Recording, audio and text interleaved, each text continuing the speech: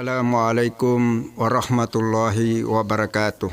Alhamdulillahi rabbil alamin. Wa bihi nasta'inu ala umuri dunya waddin. Wassalatu wassalamu ala asrafil anbiya'i wal mursalin. Sayyidina wa maulana Muhammadin wa ala alihi wa sahbihi ajma'in. Amma ba'd.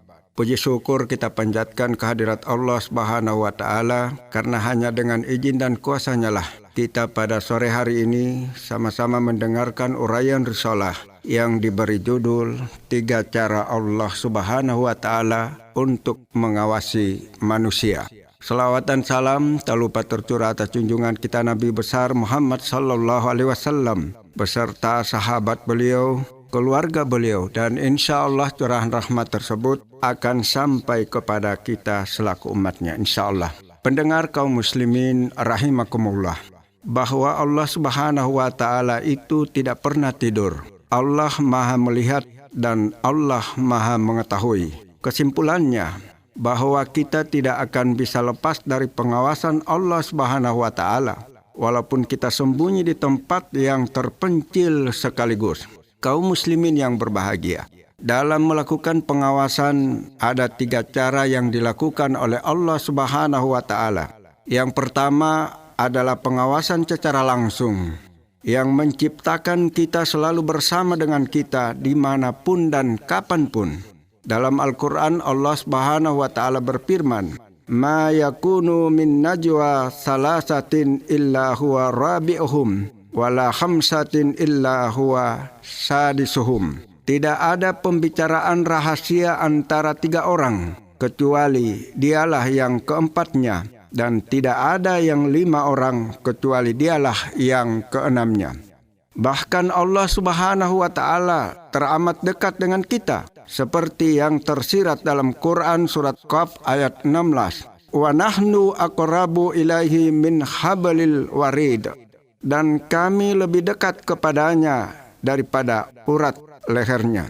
Yang kedua, Allah Subhanahu wa Ta'ala melakukan pengawasan melalui malaikat. Malaikat adalah hamba Allah yang tingkat keimanannya selalu stabil, berbeda dengan manusia yang kadang naik, kadang turun. Maka malaikat sangat dipercaya oleh Allah untuk mengawasi semua makhluk ciptaan Allah Subhanahu wa Ta'ala. Dalam Al-Quran Allah berfirman, ketika 2 orang malaikat mencatat amal perbuatannya, seorang duduk di sebelah kanan dan yang lain duduk di sebelah kiri. Kaum muslimin pendengar yang berbahagia, kemudian juga dijelaskan dalam surat Al-Kahfi ayat 49, kedua malaikat ini akan mencatat segala amal perbuatan kita, yang baik maupun yang buruk, yang besar maupun yang kecil. Tidak ada yang tertinggal. Catatan tersebut kemudian dibukukan dan diserahkan kepada kita di hari penghisaban. Kaum muslimin yang dirahmati oleh Allah Subhanahu wa Ta'ala, pengawasan yang ketiga adalah Allah Subhanahu wa Ta'ala melakukan pengawasan melalui diri kita sendiri. Ketika kelak nanti meninggal, maka anggota tubuh kita seperti tangan dan kaki akan menjadi saksi bagi kita. Kita tidak akan memiliki kontrol terhadap anggota tubuh tersebut untuk memberikan kesaksian sebenarnya. Al-yawma nakhtimu ala afwahihim wa tukallimuna aydihim wa tashhadu arjuluhum bima kanu yaksibun.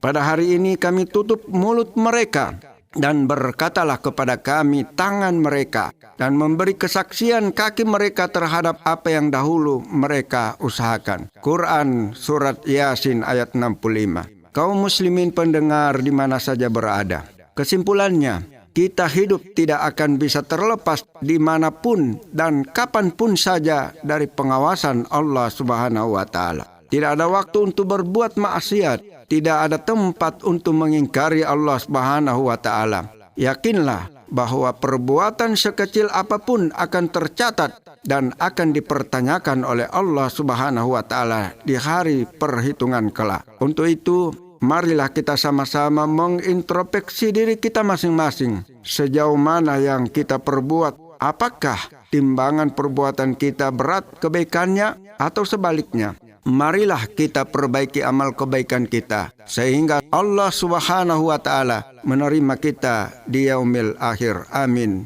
ya rabbal alamin. pendengar. Sekian dan demikian risalah sore ini. Semoga bermanfaat dan semoga kita tetap dalam lindungan Allah Subhanahu wa taala. Amin ya rabbal alamin. Wabillahi taufiq wal hidayah. Wassalamualaikum warahmatullahi wabarakatuh.